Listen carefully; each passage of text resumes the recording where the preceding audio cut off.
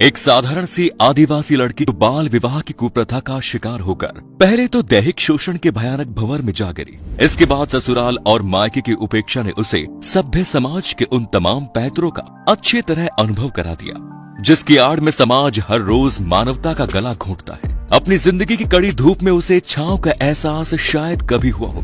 बिरादरी के दंभ ने उस पर इतने अत्याचार किए कि उस कड़ी धूप में उसके शरीर से पसीना नहीं बल्कि लहू बहा करता था। और जब उसकी सहन शक्ति जवाब दे गई तो उसने भी बंदूक उठाकर रक्त की नदियां बहा दी। हम बात कर रहे हैं अपने समय की खतरनाक दस्यु सुंदरी फूलन देवी की। हमारे आज की वीडियो में आखिर तक बने रहिएगा। हम लेकर आए हैं उसके जीवन के कुछ अनछुए पहलू। फूलन देवी की कहानी शुरू होती है उत्तर प्रदेश के जालौन जिले से, जहां गोरहा का पुरवा नाम का एक छोटा सा गांव है।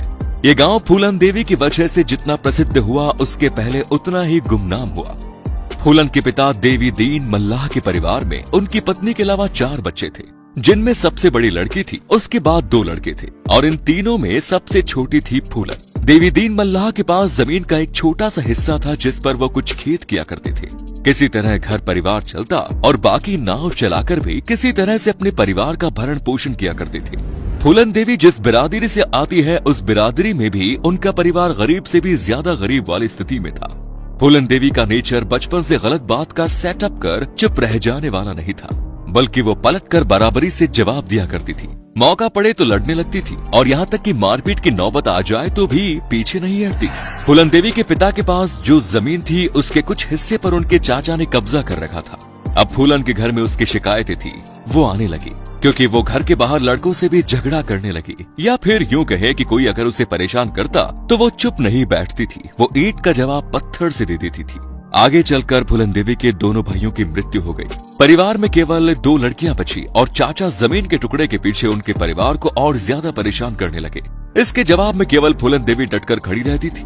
वो अपने पिता से भी ऐसा करने को कहती थी। इसे लेकर पिता और पुत्री में भी झगड़े हुआ करते थे। गुस्से में आकर पिता ने फूलन का विवाह एक दूसरे गाँव में पुत्ती लाल नाम के आदमी से कर दिया, जो फूलन से उम्र में 3 गुना ज्यादा बड़ा था। फूलन की शादी लगभग 11 साल में हुई और उस समय उसके पति की उम्र लगभग 35 साल के आसपास थी। ये एक तरह का ऐसा कस्टम था जिसमें लड़के की शादी कम उम्र में कर दी जाती थी, लेकिन गौना बालिग होने पर किया जाता था। यानी लड़की को ससुराल तभी भेजा जाता था जब वो बालिग हो जाती थी, घर परिवार संभालने लायक हो जाती थी। लेकिन कहते हैं कि फूलन देवी के पिता ने उसका गौना नहीं किया था। उसके बावजूद पुत्तीलाल ने उसके साथ शारीरिक संबंध बनाए, उसका बलात्कार किया। जब वो इन संबंधों का मतलब भी नहीं समझती थी तब उसे इन संबंधों के लिए बाध्य किया गया। इसके अलावा भी फूलन देवी के मायके वाले अक्सर फूलन को बिना गौने के ही ससुराल भेज दिया करते थे, जहां उसका शारीरिक शोषण हुआ करता था और वो वहां से बार बार भागकर वापस आ जाती थी। ससुराल से फूलन के बार बार वापस आने से उसके पिता भी परेशान हो गए, मगर उन्हें अपनी बेटी की परेशानी नहीं दिख रही थी।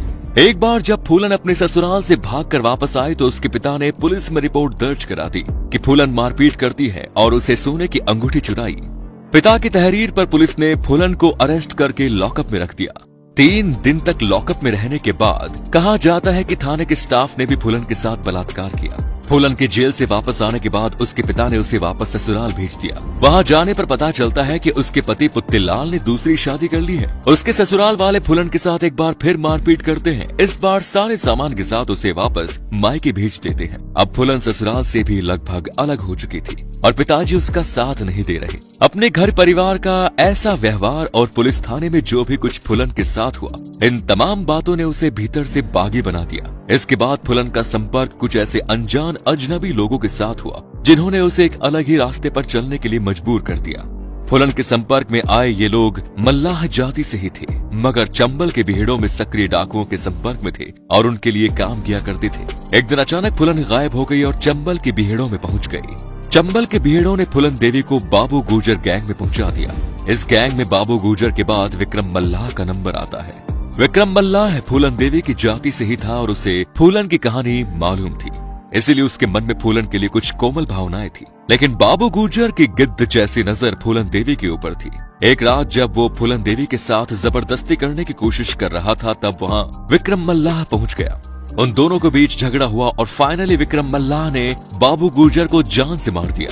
हालांकि विक्रम मल्लाह पहले से शादीशुदा था, लेकिन अब इस गैंग में विक्रम मल्लाह ही लीडर था और फूलन उसके साथ थी। दोनों के प्यार के चर्चे मशहूर होने लगे। विक्रम मल्लाह ने ही फूलन देवी को राइफल चलाना सिखाया। एक डाकू क्या होता है, उसकी जिंदगी क्या होती है, उसके चैलेंजेस क्या होते हैं, कैसे सरवाइव करते हैं, ये सारी बातें उसे विक्रम मल्लाह ने सिखाई। इसके बाद वो लोग छोटी मोटी किडनैपिंग, रोड रॉबरी जैसे काम करके पैसे कमाते थे और इसी तरीके से जिंदगी चलाते थे। एक दिन फूलन देवी विक्रम मल्लाह और अपनी गैंग के साथ अपने ससुराल यानी के पुत्ती लाल के घर पहुंचती है। वो अपने पति को गांव के चौराहे पर लाकर बुरी तरह मारती है और उसे अधमरा करके छोड़ देती है। बाद में उस गांव में वो एक धमकी भरा नोट छोड़ती है कि गांव के किसी भी अधेड़ बुजुर्ग मर्द ने अगर किसी छोटी बच्ची से शादी की तो फूलन देवी उसे गोली से मार देगी। बाबू गुर्जर के गैंग में सभी जाति के लोग थे, लेकिन गैंग में राजपूतों का वर्चस्व था। इसी गैंग के दो लोग श्रीराम और लालाराम पुलिस के हत्थे चढ़ गए, जो कि जेल में थे। जब वो जेल से छूट कर आए तो उन्हें ये पता चला कि विक्रम मल्लाह ने फूलन देवी के चक्कर में सरदार को गोली मार दी। इस बात से खुन्नस खाए ये दोनों गैंग में जाति के आधार पर दरार डालने लगे। फाइनली राजपूत जाति के ज्यादातर लोग एक तरफ हो गए। गैंग में मल्लाह जाति के लोग कम थे। वो विक्रम मल्लाह के साथ हुए और दोनों ग्रुपों के बीच जबरदस्त लड़ाई हुई। उस लड़ाई में विक्रम मल्लाह मारा गया। श्रीराम और लालाराम फूलन को उठाकर यूपी में अपने गांव बेहमी ले आए।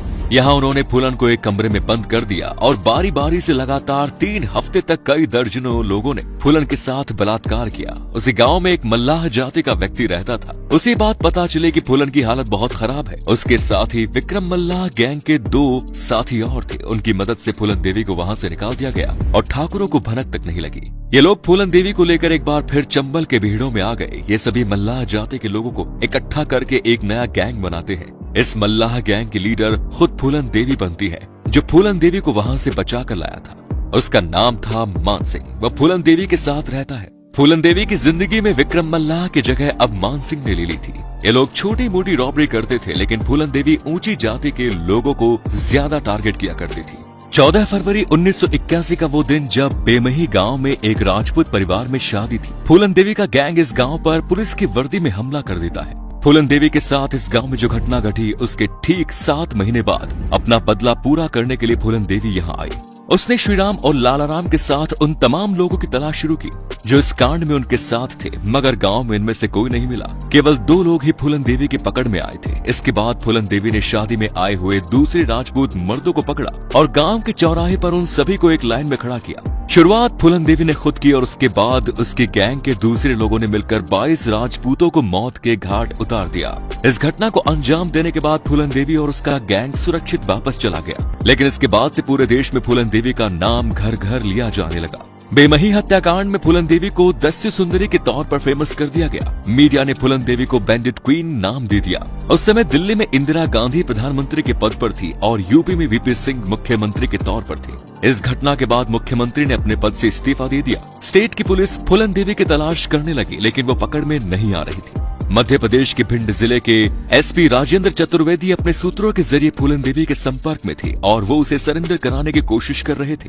प्रधानमंत्री इंदिरा गांधी ने पहल की कि बातचीत होनी चाहिए। फूलन देवी ने सरेंडर करने की इच्छा तो जताई, लेकिन अपनी कुछ शर्तें रखी। उसने कहा कि वो महात्मा गांधी और दुर्गा माँ की प्रतिमा के सामने हथियार डालेंगे, गैंग के किसी भी सदस्य को 8 साल से ज्यादा जेल में नहीं रखेंगे और जेल से निकलने के बाद उन्हें जमीन या प्लॉट देंगे, जिसके आधार पर वो शराफत की जिंदगी जी सके। फूलन देवी के सरेंडर के समय उनका परिवार पूरा वहाँ मौजूद था। फूलन देवी यूपी में सरेंडर नहीं करेंगे, बल्कि एमपी में सरेंडर करेंगे। गैंग के किसी भी सदस्य को फांसी की सजा नहीं होगी। ऐसी शर्तों के साथ बात सरकार के पास पहुंची। सरकार मान गई और फरवरी 1982 को फूलन देवी ने अपने पूरे गैंग के साथ भिंड जिले में सरेंडर कर दिया। इसके बाद फूलन देवी को जेल ले जाया गया। आने वाले 11 सालों तक इस मामले पर कोई कार्यवाही नहीं हुई और फूलन देवी जेल में ही रह रही थी। साल 1994 में यूपी में मुलायम सिंह यादव सरकार थी। उन्होंने फूलन देवी पर दर्ज तमाम मुकदमे वापस ले लिए। कुल 48 मुकदमों को वापस लेने के बाद फूलन देवी एक आजाद नागरिक की तरह रहने लगी।